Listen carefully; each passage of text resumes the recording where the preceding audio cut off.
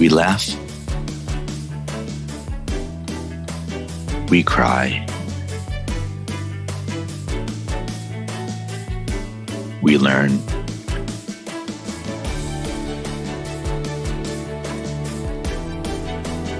But really, what doesn't kill you makes you better at managing clients and everyone. I'm Morgan Friedman, and this is Client Horror Stories. Hello. Welcome back to another episode of Client Horror Stories. I am honored and excited to have with me today the one and only Ameet Khabra. Did I pronounce your name correctly, Ameet? Yes, you did. Last episode I mispronounced the person's name in the first. No.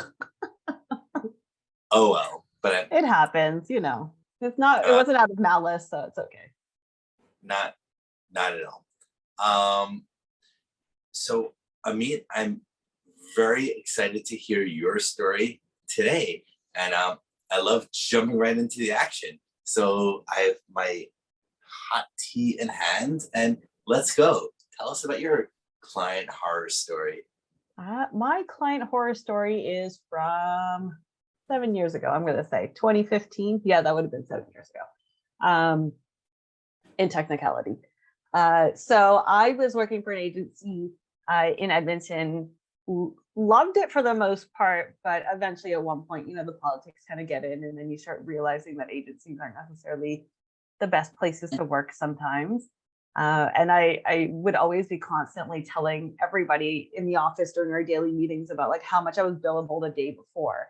And I remember always thinking that made no logical sense. So I was like, this is kind of silly. Like I'm supposed to make massive changes in accounts for clients because I have to bill time. Like it just never made sense to me. And I'm like, or I could just fudge the numbers and sit there and be like, I was staring at Google Analytics for 4 hours. Let me bill you for that time. Like it was just a ridiculous billing system from what I thought.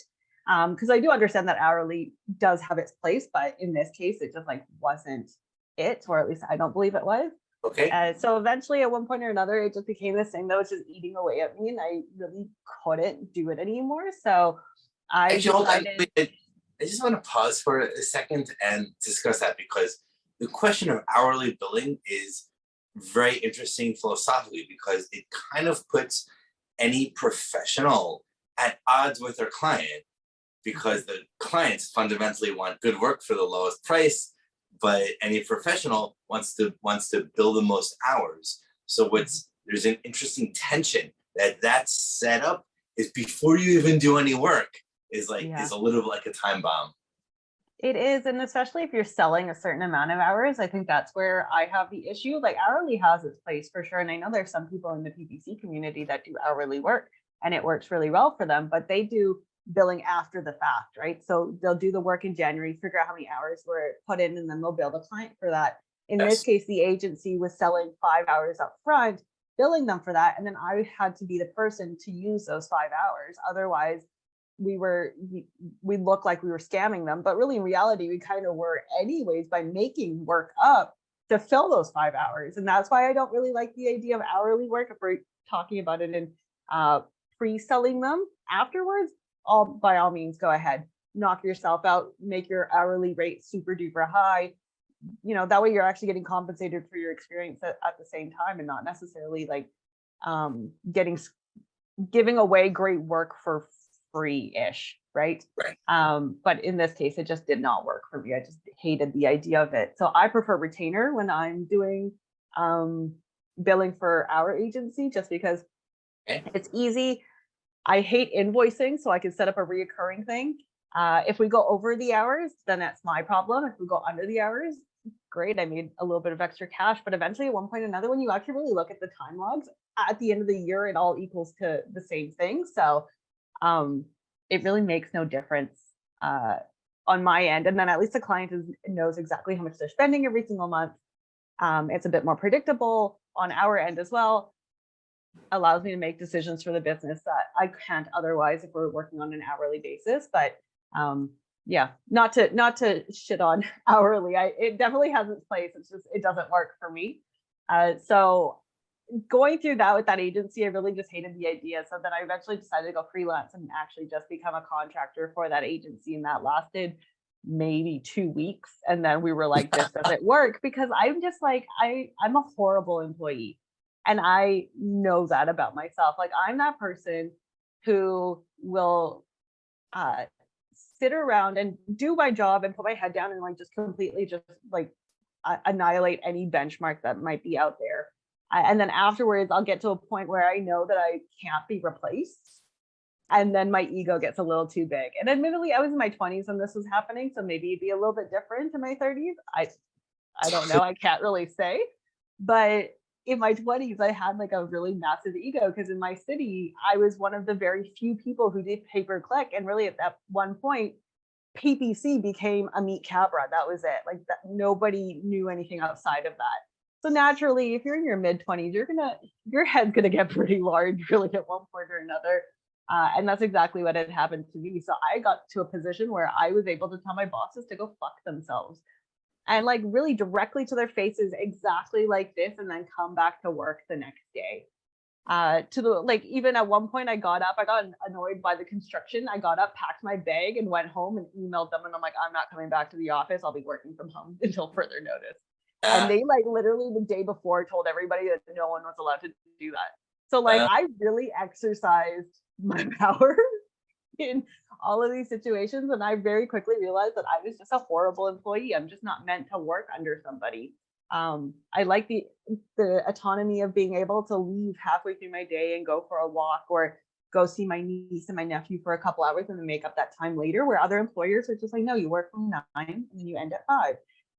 That kind of routine doesn't work for me. I like living freely, if that makes any sense. I just like fluttering around and doing whatever I want whenever I want. So this works a lot better for me, but like I didn't know that at that time. So I was a problem.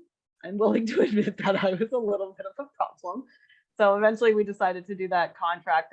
That didn't work because they were expecting me to stay within like the hours, and I was not doing that. I was a little bit of a night owl back in the day. So I'd stay up until like 2-3 o'clock in the morning, finish my work. But obviously when they need answers in the middle of the day and I'm sleeping, that doesn't work for them. And I totally understood that. So I quickly decided, obviously can't freelance for these guys, have to start finding my own clients. And then a friend of mine called me one day and she's like, yeah, I was just at my accountant's office right now. And he was talking about how he needs ads and stuff like that. Because she was going over what she did for a living. So she was content, so a writer. So she was telling him, this is what I do. And then he started talking about how he needed digital marketing help. So she calls me and puts me on the phone with him, like right that second. And he's like, yeah, come by tomorrow, tonight, whenever the heck you want. Let's talk about what you have to offer. Obviously I'm super stoked. Like, oh my God, I didn't even have to try. I got a lead. I told one friend that I was freelancing and that was the end of it. So I walk into this tax office and sit down with him, and he's super nice and very polite for the most part. And he starts going over what he's looking for in terms of help. And at this point, I'm the PPC girl, but I've somehow morphed into a full service agency. Right, like literally sitting right in front of him. I'm like, yes, we do it all. Yeah, we can totally do it, everything. So he's like, I need a new website. I want new content. I need social media, PPC, SEO. And I'm like, yep, we've got it. It's all good. You know, I can do it. It's fine. It's totally fine. And then whenever I quoted him prices, he never pushed back. He just said, okay, that was the end of it. And I was like, oh, this is freaking amazing. Like, how did I get so lucky? How did I get so lucky? With an interesting statement afterwards. Luck works in mysterious ways. It was, yeah, it's kind of funny thinking about it. But yeah, so then we signed the agreements, we did all that stuff, and it was great. And in between all of it, he would start talking and telling me about experiences that he had with other agencies. And at one point, he had very distinctly told me about how he had wasn't happy with the work that the last agency had done. So he had complained so much and had basically threatened a bad review that they gave him like 3 months for free of services or something like that. And he was like, you could tell that he was just so proud of himself for doing that. And for whatever reason, that did not register in my head. I just kind of took it as a funny story, kept on going, signing the documents, and walked out. But now in retrospect. Yeah, I saw the red flags. I just ignored them, basically, which was great fun. Just to call it out, this is one of the most common red flags that has come up in many episodes before, where when clients complain about the previous professional they hired before you, it's a massive red flag, and it's especially strong when it's more than one that they've complained about. One, whatever, you might hire a bad professional, but if there's a whole string of bad professionals, the problem might not be the professionals, but you. Yeah, and that was the thing that I ended up learning from that experience was pay attention to what people are saying, because I think people who get things from other people by complaining and doing those empty threats type of side of things, they're very proud of themselves. They basically show you that. And I think it's even just part of like kind of human psychology, in the sense that they're like, can I get caught? Like, you know how like there's all those documentaries on serial killers where like this mother, this might be going too far, but this mother basically drowned her children. And it was like sometime in the 80s. And she was on TV and she sat there and she was like, obviously looking like she was distraught. Who did this to her? My children, all of this stuff. But then when you watched her, you saw the corner of her mouth go up as if she was smiling, thinking that she got away with it. And that's when I started realizing, I'm like, I think it's in our nature to like want to be caught, but we get the thrill of not. Like, it's almost, I can't quite explain it. And it's almost like that when every time I've ever encountered a red flag client, they're pretty open about it, but they believe that they're not going to get caught, in the sense that somebody's not going to catch on. So then they just keep on doing it, and then they're very boastful about it. So that's how I've been able to pick it up, where I'm like, let's talk about that last agency and let's see how, like, what those emotions are. And that's how I'm able to gauge whether or not that client is actually going to make a good client for us or not. Because like, even if it was a bad match, most of, like, we had a call with one of our clients yesterday, and he's gone through 2 or 3 agencies, and they've all been a bad match, but not a single bad word came out of it. It was just like, they just didn't work for me. We tried, we failed, we're trying again. We tried, we failed, we're trying again. And I remember sitting there and I was like, okay, like, it was neutral in emotion. It was straight to the fact. And there was like literally no emotion involved. There was nothing there where you could sit there and be like, he's going to turn into a nightmare. It was, he understands that the tactics that they used did not work for him. And that was it. So then he just moved off to another agency, versus all these other people who will sit there and give you more detail. Oh, they didn't do this, they didn't do this, they didn't do that. And suddenly you can kind of see them kind of getting a little like amped up a little bit. And that's when you figure it out. You're like, okay, you might be the problem, because you're talking about these people as if they harmed you or hurt you in a way. Why do you feel that way? Like, it must have been a really horrible relationship. And then you kind of have to unpack that, because sometimes it could be the agency, right? Like, I've heard of fly-by-nighters all the time that have completely screwed people over and put them into like 10-year-long contracts that they can barely get out of. Like, ridiculous stuff that I can understand that emotion towards it. But if it's in regards to the work that was completed, that's usually kind of my little sign of, okay. This is interesting. I have a couple thoughts on this before we move on with the story. First, in every episode, I try to get at least one new point that's never come up before. And while it's a common, like, people complaining about the previous agencies is a common reference that comes up, you added a new nuance to it that I hadn't heard before that I really like, which is this type of person that not just had a bunch of bad experiences, but is like proud of it and purposely tries to squeeze people to the max, and identifying that actually hasn't come out before. And I really like it, because it's a bit of, there's like someone that's kind of just like micromanages, bad client, but it's this, there's another level of it where, like, I like your like mom that murders the children with a secret smile. You can like see that smile in the corner where you can see coming out, and that is that is the worst kind of client, and it's harder to look for, and it's actually more subtle. Like, you have to be able to notice that smile in the corner in order to do that. And after I saw that video, I got really obsessed into like human behavior and like body language and stuff like that. So now it's gotten to the point where like you'll twitch and I'm like, why exactly did you do that? And during that But mid sentence, like random stuff like that. And now it's easier for me to pick up when people are lying because of the way their eyes are shifting or something. Like it's interesting, but also kind of a nightmare all at the same time. by the way, I've never heard of this video, but now I want to watch it. If you send me a link to it, I can add it to the notes for this podcast episode. I'll try to find it. I'll try to find it. It's kind of creepy. It's kind of creepy. I like it. But one other comment I want to make, and then we'll get back to the story, which is this type of person that prides himself on like ripping people off and so on. There's the way I describe that type of person, because like I don't know an English word to describe this characteristic, but I'll just share with you and everyone watching us how I describe it, which is I'm Jewish, and historically there are two different ethnic groups. There are two different groups of Jews historically: the Jews that lived in Europe, and who are called the Ashkenazim, and the Jews that lived in the Arabic world, who are called the Sephardim. And it's like the same religion, it's the same customs, but they have very different cultures. And basically, when you think of the stereotypical Jewish academic, intellectual philosopher buried in books, winning a Nobel Prize, those are like the European Jews. But when you think of like the Jews that's like selling the used car, businessman that's trying to squeeze everyone for $1, like figuring out how to rip people up to make millions of dollars, those are the Sephardim, the Jews from the Arabic world.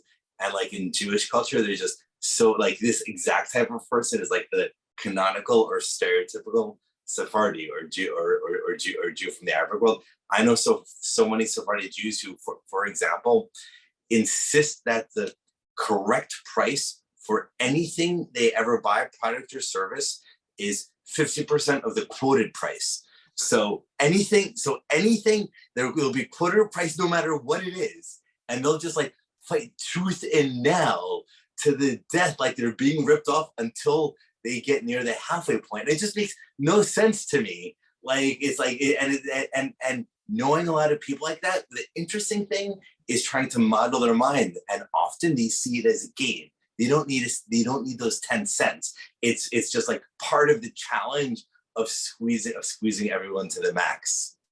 Yeah, it basically is. I mean, I would like, it's like those couponing women or men that like literally can get it, like they can get the store to pay them. Like that's a game. That's not out of love. That's a game.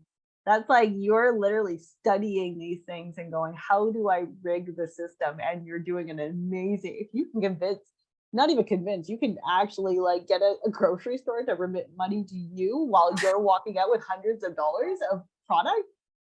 Props to you. I don't know how to do it. I wish I did. I'm like you.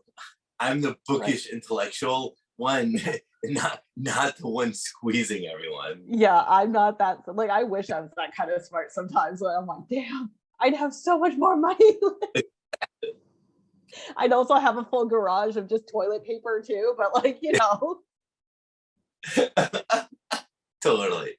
It would be amazing. I think it would be amazing. But it's just like really funny just to come across these people who like actually really believe that they can get away with it. And this was the same case with him.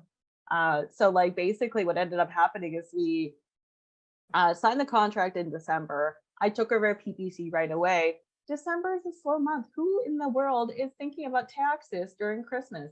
Like literally nobody. And that was my fault for not recognizing that and being like, maybe we should start January 1st instead of December 15th or whatever the date was. And then like quickly I got phone calls or emails going, oh, my calls are down. And I was like, I haven't even made changes in your account yet. How are your calls down? And he's like, no, they're always like this. We always get this many every single day. Where are they? And I'm like, I have no idea. And then eventually I'm like, well, it's Christmas too. So like relax a little bit. And then eventually at one point he had just complained so much for so many days that within 18 days, I actually ended up going, you know what? I'm just going to stop doing your PPC. We'll finish the rest of the project.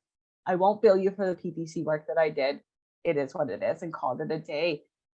So then we went into doing the website, content, social media, and all that stuff. And he had paid all the deposits that I had asked for immediately. And that's like the other part of it is when they like are willing to pay right away.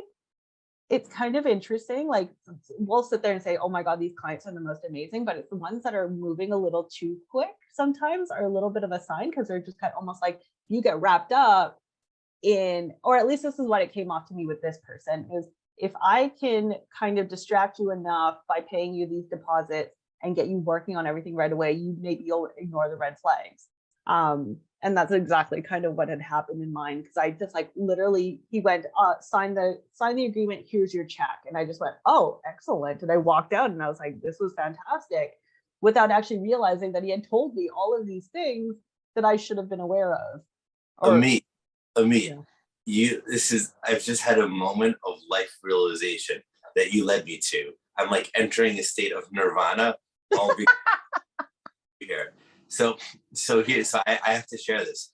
So I was just thinking about these like Sephardi Jews that they're being ripped off unless they pay half of the quoted price, no matter what the quoted price is. Mm-hmm. I'm related to one particular person like this, whose name or my relationship shall not be used. And what's interesting is while he's like the cheapest person, fights tooth and tail, rips everyone off in like these worst sort of ways like this, I never understood how every single time he buys any service or pays one or does anything, he insists on paying people immediately. Like that millisecond, like this pattern that you notice on him paying too quickly is exactly the pattern in this one person. And to me, it was just this weird habit that I didn't wire it into. So I think your sketchiness radar is now become so developed and awesome. I think it's very insightful to be like, it's because to connect. And I think psychologically, to push your point, what I think is happening with these people is it's basically like a confidence trick or a confidence game that they pay you so fast, exactly so you would trust them. You would trust them disproportionately fast as well, so they can get on with the con very quickly. Mm-hmm. Yeah, and that's what it like. That like on reflection, that's what really it felt like. Where I was like, oh, he basically found a way to distract me, and it was money because I wasn't making any at that time. So I was super stoked to be able to walk out of an office with like $1,500 or whatever the heck it was that the deposit was. So we went on and like did all of this work, finished the website. There was a couple pieces that were still missing, but we were waiting on him to provide like assets. And I remember the night was clear as day. It was like dark outside. Must have been about 7 p.m. in like winter time, so January. And I remember I'm sending him an email and he's going, there's an issue on the website. And I just go, okay, well, what is it? And his response was, if you can't figure out what the issue is, maybe you're not that good at your job or something like that. And I was like, okay, I've been staring at this thing for like days, if not weeks, all day, every day. Eventually, at one point or another, you're going to create a blindness to like what the issue might be. And that's why we use clients for feedback. Like, you're supposed to tell me where the issue is. And he just like literally refused. And I remember going, okay, well, then you can settle up the invoice, I guess. Like, what are we supposed to do here? And his response was kind of somewhat similar to what he had actually said to those other agencies. And he went, see you in court. And I think for him, he was dealing with people who weren't the owner of that company every single time. So obviously a negative review or the threat of a lawsuit or something was massive enough that they were like, forget it, we'll just give you free work. Like, let's just wash this under the rug. So before, it's incredible that he finished for court. But before we hear what happens, I want to dissect for 2 minutes together this phrase to use. Where it's like, if you can't figure it out, then you're not that good. What's interesting to me in a few ways, one of which is this: he's an accountant, and if I hire an accountant and he does my taxes, and I just tell my accountant, hey, there's a problem with my taxes. And the accountant says, oh, what is it? And he say, if you can figure it out, you're not a good accountant. Like, clearly in his own line of work, in a millisecond, he'll self-evidently realize that you're just being an asshole, like to say that and not point him in. And which is why he would clearly expect his clients to tell him, well, because a problem in your taxes could be a million different things. Like a problem on a website could be a million different things. Therefore, knowing that, it had to be ingenuous when he said it, where like the only thing he could have meant is it in this way to purposely provoke you and purposely hurt you. Like, in other words, I like giving even the biggest assholes the benefit of the doubt, but that's the sort of phrase where there's just no possible positive interpretation of it. Yeah, it was one of those moments that I unfortunately, like in later ones, ended up internalizing that, and I think I still have to a certain degree, because I feel like I hear him in the back of my head sometimes, just ever so, when like I'm just having a really bad day. And it's unfortunate, but it is what it is really at this point. Like, I've moved on as much as I possibly could. Obviously, some things are going to stick around a little bit longer, but he came back and said, "See you in court." And I think when he saw me walk through the door, I think he saw like this little innocent looking South Asian woman, and he was a South Asian man. So like, he understood the dynamics between females and males. But no, I'm just really naive. What is a Salvation girl and what is a Salvation man? So Indian. So I'm Punjabi. So he was also Punjabi.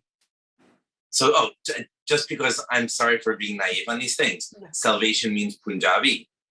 South Asian means like Indian, basically. Oh, like South Asian. South Asian, yes. I thought you said salvation, like it's like a Christian sect.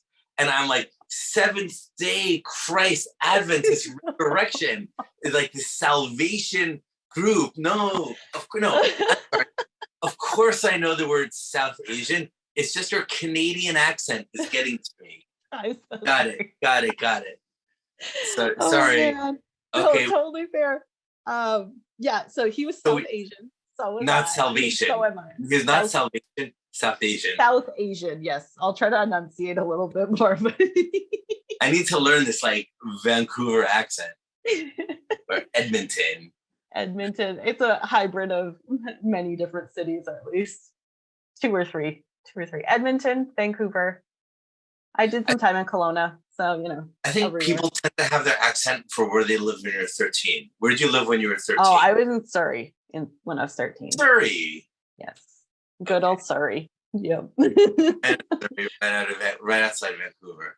Yes, and then I literally just jumped over to this other side, and I'm like, I'm never coming back. And then eventually, everybody decided to have kids and get married, and then I was like, I guess I have no choice now. I want to be around for all of that. So I was like, thanks, guys. Like, you guys went and moved on with your lives, and now you're making me come home. But it's the dynamics are usually like the men are, the men of the house, and they're the ones who control everything and all of that stuff. The women are supposed to be submissive. They don't say anything. They don't argue. Kind of very typical with a lot of other cultures, really, at this point. And I think he was banking on that. I really feel like he was banking on that I would just like whimper and just walk away and be like, forget it. Like, this is not worth it. Like, there's nothing for me to do. And what he didn't realize is that I was in BNI at that point. So there was a civil claims agent that actually was in BNI with me. And I literally... Wait, you're in BNI? Is this another South Asian thing, or am I misunderstanding? No, so BNI is a what is it? Business networking. I see you're in a networking organization. Yeah, it was a business networking thing. I think it's all across North America, but I'm pretty sure it's North America. Somebody had suggested that I try it out, and I was like, hey, cool, whatever. For me, it didn't really work out, but I at least met Wayne, who was the civil claims agent. So he's having... Before you tell us about the civil claims court, another comment, I think, separate from both of you being South Asian, it could also be you're a young girl. How old were you at this time? I would have been probably about 25. The 20s. Right. So I think just by being a mid-20s girl, like, just like everyone, it's like this stereotype is those are the easiest people to push over. And so as a result, it's like it's sort of like when you think about like the 50-year-old war vet who beats people up and has seen everything dirty under the sun, you don't want to rip off that guy. But Mhm. on the other hand, like the cute young girl, you do so that also like heightens the risk factor for Yeah. people trying to take advantage of your professional services. Yeah, and I think that was exactly. I think when he saw me, he realized that I was an easy target.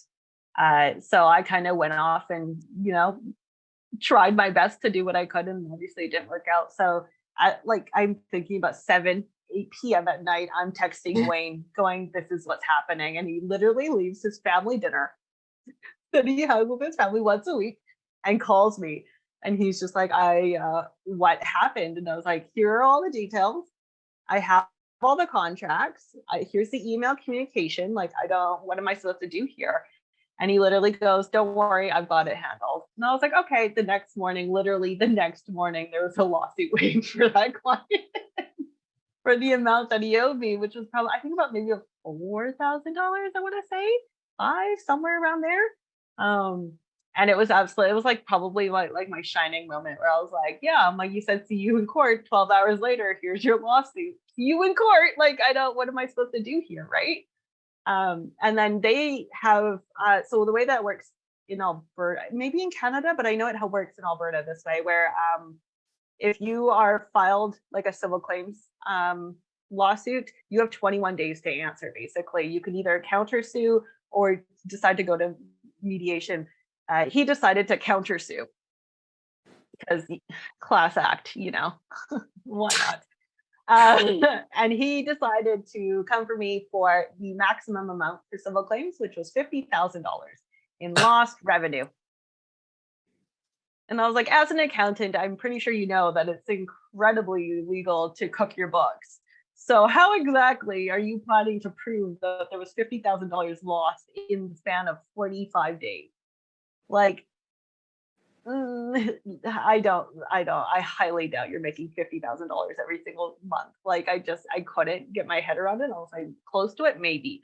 But all, like, you can't sit there and be like, I was the reason why your entire business tanked over a month. Like, that made no sense to me. And I remember sitting there, and I mean, I laugh about it now because it's just like, you idiot. But like, when you're 25 and this is like your first venture into freelancing, and like your Yeah. entire confidence hinges on your career at this point, like, it's soul crushing. It's incredibly soul crushing. So I was just sitting there, not all of these deals. Like, I started doing cold emailing to try to get more clients and stuff, and I was actually getting through the door with a couple people, and all of them had requested proposals. It looked like it was going to go through, and then all of a sudden, when the counter lawsuit came in, like, my entire confidence had shattered so far that like I couldn't figure out how to close them. So I ended up losing all of these deals, which would have been a slam dunk otherwise, because I just couldn't get to a place where I was like confident in my skill set. Because I was like, this man just literally said, I'm not good at my job. And now has countersued me for $50,000. Like, what do you like? I don't know how else I was supposed to feel in that moment. I also think what happens is for people who are not lawyers, getting a lawsuit freaks you out. Oh my God, the government can come and take away my bank accounts and put me in jail, and I have to pay lawyers millions of dollars an hour. So it's fundamentally just a really scary moment. It is. And it was just like kind of funny because when I read through the countersuit, like, it was just him pulling random stuff from my website, like helping small businesses grow. And he's like, this is a claim. And I'm like, how? Like, don't we all say that? Like, it's not guaranteed. And there's also a no guarantee in the agreement that you signed. Like, it was just one of those really ridiculous moments where you think about it now, you're like, yeah, he really was like kind of not fully there and was really just trying to pick a fight, and then figured out who he was battling with. Cause like, thankfully, my dad loves to argue, and I am very much like my dad. And my mother is a bit of a firecracker. Like, I admittedly, most days than not, I think these are the worst qualities that I could have gotten from them. But at the same time, they're kind of the best qualities that I got from them as well. Because like, nobody pushes me around. My family, like, I could just use my family as the example. None of the older generation, or like the parents or the uncles or the aunts, ever say anything to me because they know that I will like say something back. Where they'll go up to everybody else and be like, "Oh, you look fat today. Oh, you should get married. You should do this. You should do that." And I'm like, "What are you going to come for me for? Let's talk about that today." And like, they know that I'll cut, like, literally just air out every piece of dirty laundry that I have on them, because I don't know how I get this information. I really don't, but I do. I have a lot of information on everybody. I don't understand. It just comes. I don't even go looking for it. It just comes to me. It's like it's meant to be here. So I'm like, okay, well, I'll take it. I will try to forget it, but like they know that like there's random little things that I could say. So then they just don't bother saying anything. And I love the fact, and it's really funny now because I was talking to my sister-in-law about it because I'm like, having people fearful of you is probably better. And she literally sat there and was like, no, I'd rather have everybody like me. And I'm like, okay, well, then everyone's going to keep on fucking with you. I'll see you on the other side. And I remember one night, and I said that, and then 2 nights later, she was like, it'd be really nice if people were scared. And I was like, huh, interesting how your tune has changed 2 days later. And then she just sat there, looked at me, she's like, damn it. And I was like, I was right. I'm like, it's much better. I'm like, I'm still likable. People still like me, but they just don't, they know that there's a certain boundary that they can't cross. And they know that they're going to get like, this pit bull that's going to come right at them if they cross it. So I'm like, where's the harm in that? It's like a little bit of a balancing act. And he didn't know that at that time. This argument, what you're doing is you're reframing the classic Machiavellian insight of would you rather be feared or loved? And my take is it comes to the same conclusion as you and Machiavelli. And I'd say Machiavelli is very underrated. He's getting a bad rap these days, but you're making a core Machiavellian argument, which I definitely agree with. My framing would be that people being scared of you is a matter of survival, while people liking you is a matter of quality of life. I'd rather have everyone like me. It's a nicer life, but you have to put survival first because like if they're not scared, you'll be too easy to be taken advantage of. Exactly. And I can't even tell you how many rooms I've been like laughed out of in like, especially when I was starting my career, where people would be like, oh, you're trying to start an agency? Like, oh, that's so cute. And I was like, okay, one day hearing my name is going to make you tremble in your boots. And now I feel like it has to a certain degree. Admittedly, yes, we're not a huge agency, but are we taking all of the clients from other agencies that sat around saying that they were so much better than me? Yep, 100%. And one by one, I will destroy you. It's not going to be a thing that's going to happen in like a month or two, but over the years, trust me, I'm going to be part of the reason for your downfall. And like, it's just really funny to me because I'm just like I had to become like, have to have thicker skin. Because one, like there weren't a lot of females, especially when I was starting in the industry, and fewer that were minorities. So like I was already kind of at a disadvantage to a certain degree because a lot of people were just like, oh, you know what? There's that Caucasian man right there. He'll do the job. And I'm like, but I'm going to end up white labeling. So that account's going to come to me anyway. Like just give it to me and like directly do it. And nobody would ever like, they would find out afterwards. So they would be like, oh, you were in the account. And I'm like, yeah, what tipped you off? My name under their email address? Like, I don't know how else to tell you these things. Like I was always the one who was white labeled underneath these agencies that were competing against me, and they would win every single time. And I do understand that they had bigger names, they were in business a lot longer. But at the same time, I feel like my gender and my race kind of played a little bit of a factor, not entirely, but I think it did. And I think knowing that made me have to walk in to a room with much more confidence and a bit more aggressive. So I do understand that sometimes I can be a lot for people when I walk into a place and go, okay, well, let's get ready for like, because I'm always ready for a fight, basically, right? Like I had to be. My 20s was basically all survival at that point. Like I was constantly getting called names by random people or people saying that I couldn't do it, or, like just kind of laughing at me when I'd walk into like industry events. And I'm like, okay, I ate my shit. Like I had to, but like now you're going to have to, like, I'll be the one serving it to you. And it's really a satisfying feeling now to be able to do that. But like, this lawsuit was part of it, was kind of like that starting point for me where I'm like, oh, okay, like you can't actually be this sweet, innocent person, like as much as I wanted to be, because it just doesn't work that way. Like the world, unfortunately, is wonderful, but also kind of shitty all at the same time. And you have to play both sides of it. So like, with that fear and love side of things, it's the same thing. Like the world is great and the world is shitty. So you kind of need both for that balance. So yeah, I don't know what tangent I was going off on that one, but no, it's insightful. I love it. So you served him back the next day, and then yes. And then he countersued within 20 days, within 21 days for $50,000.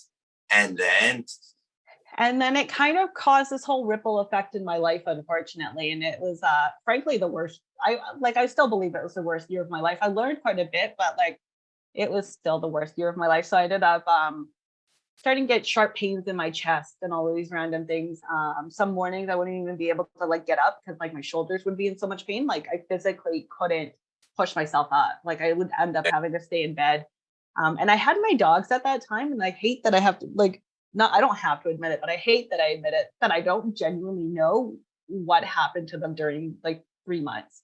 Like there's a whole period where I've basically blacked out. They're fine now, they're healthy, they're sitting right in front of me and totally like happy and stuff. But like, I could not tell you, if you were to ask me, like, were you feeding them on time, taking them out on regular walks? I couldn't answer that question at all. Because I genuinely have literally no idea. So eventually at one point, obviously I went to my doctor and I was like, I'm having these sharp pains, like literally all up my upper body. Sometimes I can't get out of bed. Like what the heck is going on? And she took me to a lot of tests. So I used to do like, she was like looking at my heart a lot, and she was like, is there something wrong? And I was like, you're the one who's supposed to be telling me. I don't know. And then eventually she sent me to blood work, and they realized that I was actually diabetic pretty severely. Like borderline, probably could have died if I kept on going that way. And she calls me like 7 times one morning and then left a voicemail. And she's like, I really need you to come in. Like, this has to happen right now. Like, you're not well. And I was like, oh, that's great. Like, exactly what I want to hear first thing in the morning. And then she tells me that I'm diabetic. So obviously we go into the course of medication and stuff like that. And then eventually after a certain point, the pain still is there. And I was like, I don't understand what's happening. Like, why am I still like, why can't I get out of bed some mornings? So then eventually she kind of sat there and I had said something, I can't quite remember what it was. And it made her raise her eyebrow. And then she went, have you spoken to a psychologist before? And I went, no. And she's like, maybe we should do that. So then they had a psychologist in-house. So I made an appointment with her, told her what what was going on in my body. And literally 2 minutes in, she was like, you're having a pretty severe panic attack, actually. She's like, it's continuous. She's like, you've been literally dealing with it for 3 months. And I kind of sat there and I was like, great, wonderful. Like, what else could you give me? Like, what the hell? Like, like, first I'm diabetic severely, and now I have severe depression and anxiety. Like, what else could go wrong with me at that point? Like, was kind of like my thought process. And then they put me obviously on antidepressants. And they worked for a time and then eventually kind of didn't. So we went through like a cycle of them, and we could never really get to a place where any of them made me feel okay. So eventually I made the decision just to wean myself off, and was able to do that for quite some time, actually. And it actually worked relatively well. And what I ended up doing instead, while I was weaning off, was I left Alberta and came back to British Columbia to be closer to my family. So I moved in back with my parents for, I think it was like 4 or 5 months, I think, or something along those lines. And then eventually brought my dogs over, and unfortunately left my ex there all by himself. And I never really I feel guilty about this, where I never really considered his feelings in all of it. It was just, I just need to get better. And I need whatever I can do to do that. Like, so I needed the dogs. So I took the dogs, and then without even realizing that I basically had left him there all by himself. Wait. So did you go, because I just don't know your life story. Yeah. You went through a divorce in the same moment as well. You just brought in an ex out of nowhere into this story. Oh, yes. So I was never married to him. We were basically common law, but I think we were common law by like the government standard, but we weren't married. So we actually ended up marriage point. I meant to say in this. Yeah. What I meant to ask was, you have this lawsuit, found out you had diabetes, found out you're having panic attacks, and then you broke up with your boyfriend in the same week. It kind of basically felt like that. Wow. It was good fun, and we actually ended up getting a house together too, so that was nice and messy. And the dogs we also got together, but like I just went, I want them back here with me, and at that time we were still together. So he was such a kind man. He like just basically gave me whatever I wanted. And then I basically just left him there to fend for himself, like the asshole that I am. But after a certain point, he ended up being the asshole at the end of it all. So like let's not feel too bad for him. He went and found like another girlfriend like a week before we broke up. So we're even, I think. Even. I don't judge. I think we're even. So I try not to hold him a lot of guilt in that. But yeah, so that ended up happening basically August, and then October rolled around and we went into mediation, and I flew into the city for that. And he shows up unprepared, no lawyer, no nothing. My civil claims agent basically walks into the room, sits down, opens his briefcase, and the stack of papers was like this much, like a ton. And he literally looked at the mediator and he's like, who emails somebody this much in 45 days? And I remember sitting there and I'm like, those are all the emails? Because I didn't realize how much communication had gone into it. Like I answered emails. Like that was just the end of it. I didn't realize how much it was until he actually put those papers right here. And he's like, these are literally, he's like, he's like, you can go through every single one if you want. He's like, these are literally communications between these two people.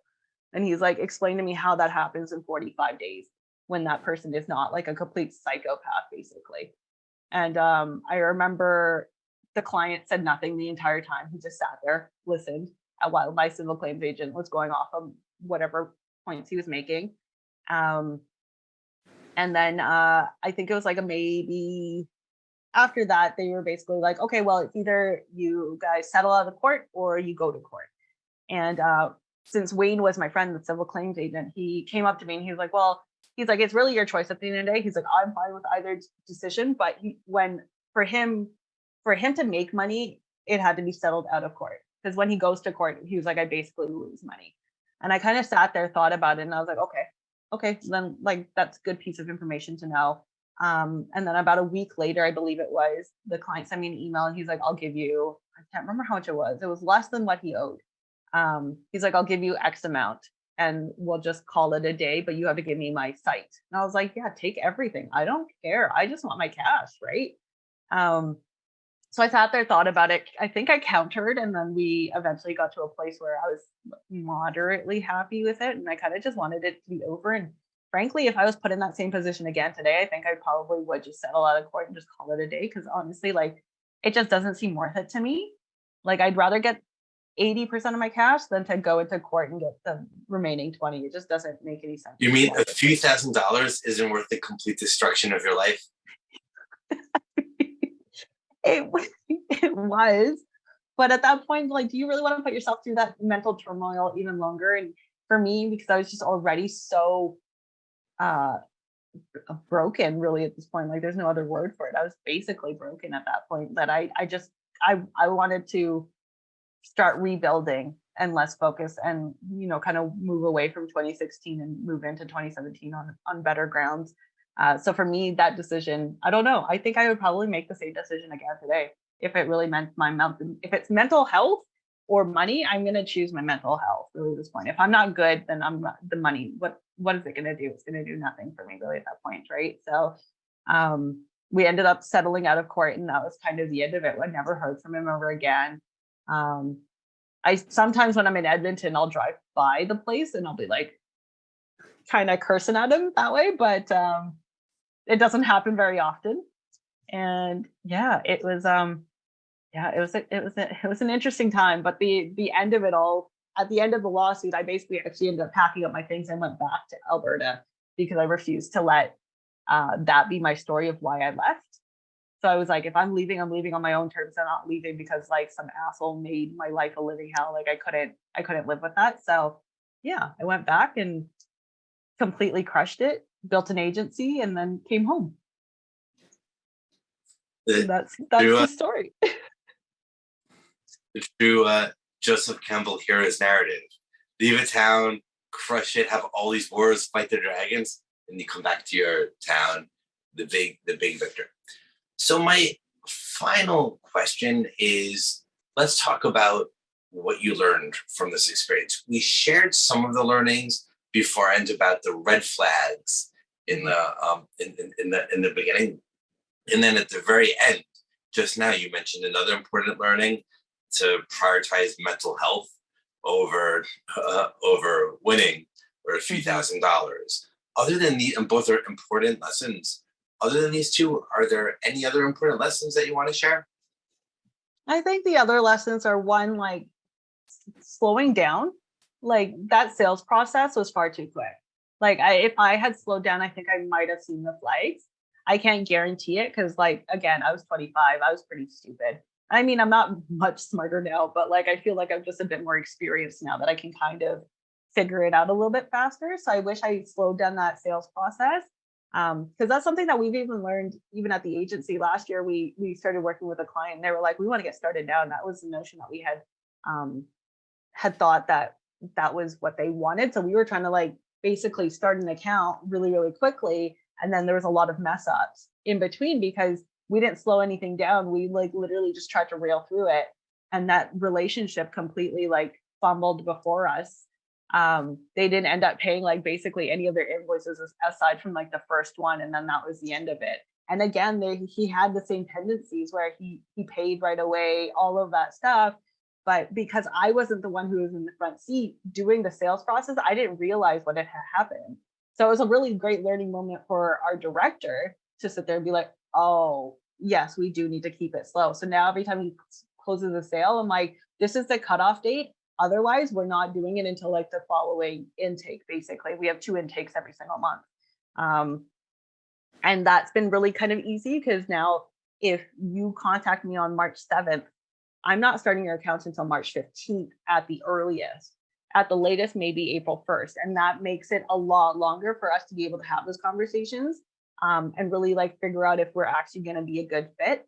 So slowing down, I think, is really the big one. I know like as freelancers, especially when we're getting our first few clients, we're just like super duper stoked that we want just like to do the work, prove that we've done well, maybe get a testimonial, get paid and do all these great things.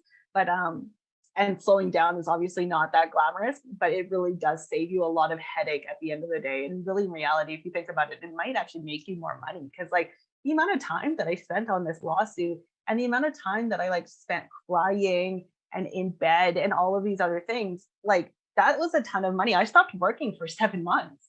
Like the amount of money that I lost in that 7-month period was not worth the $5,000 that he was paying us. So I think really at this point, if I slowed down, it might have made me more money. There's no way for me to know. It's just kind of an assumption that I've made really at this point, or a guess.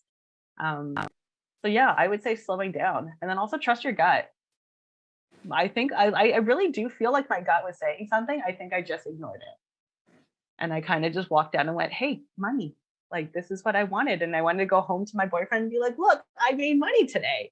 Like I have a check in my hand. Like I'm not completely useless and I'm not like, you know, a succubus on our income and stuff like that. But like at that moment, I didn't see or hear what my mind and my body was trying to tell me. So yeah, I would say those two additional would be like pretty good things if I could ever tell anybody what I learned from that experience. Both of these are great lessons and they're so good. Uncharacteristically, I have nothing to add to them. And they're wise observations, perfect to end the podcast on.